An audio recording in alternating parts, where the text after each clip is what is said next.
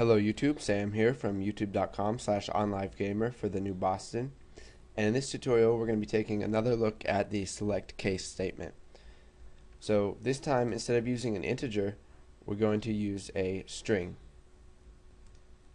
So we're going to start off by creating a string.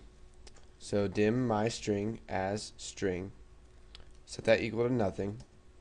And now what we're going to do is we're going to get my string from the user. So we're just going to ask them to enter a string,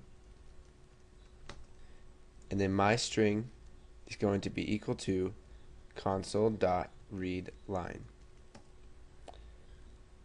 And now what we're going to do is we're going to start our select case statement. So select case my string, and we're going to do a case hello, and we'll just do console.WriteLine goodbye, and we'll do two more cases. We'll do case goodbye, and then console.WriteLine hello.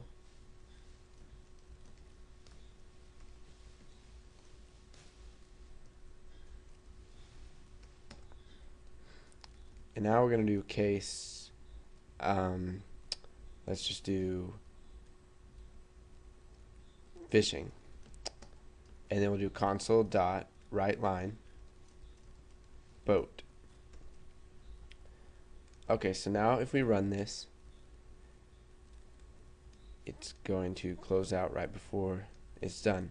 So we gotta add console.readLine. Now, in some of my very first tutorials, I said that this will let you read the line or the program before it closes out, and that is true, but what it actually really does is that it waits for you to press enter.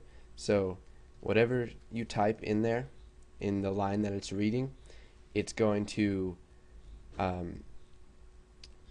move on to the next statement once you press enter. So if you press nothing and press enter, then it's going to go ahead and, in our case, exit the program because there's nothing after this. So let's go ahead and run this, and if we type fishing, it's going to say boat. But we have one problem with this. If we type fishing with a capital F, it's not going to give us anything. So what we need to do is make this case insensitive.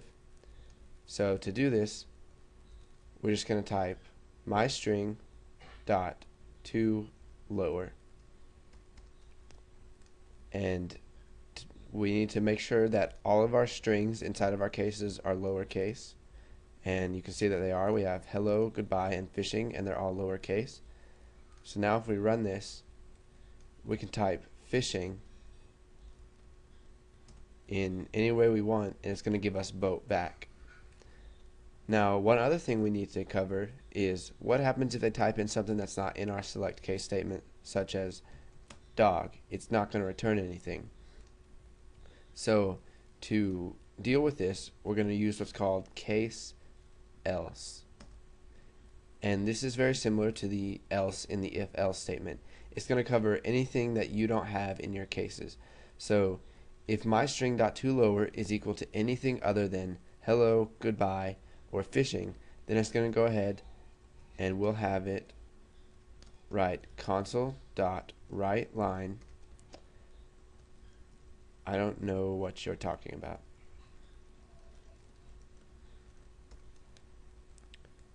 So now if we run this, we can type in anything in here and it'll say, I don't know what you're talking about. So this is a fairly simple tutorial, but the stuff I taught you in this is very useful.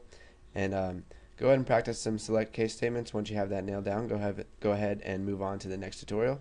And thanks for watching.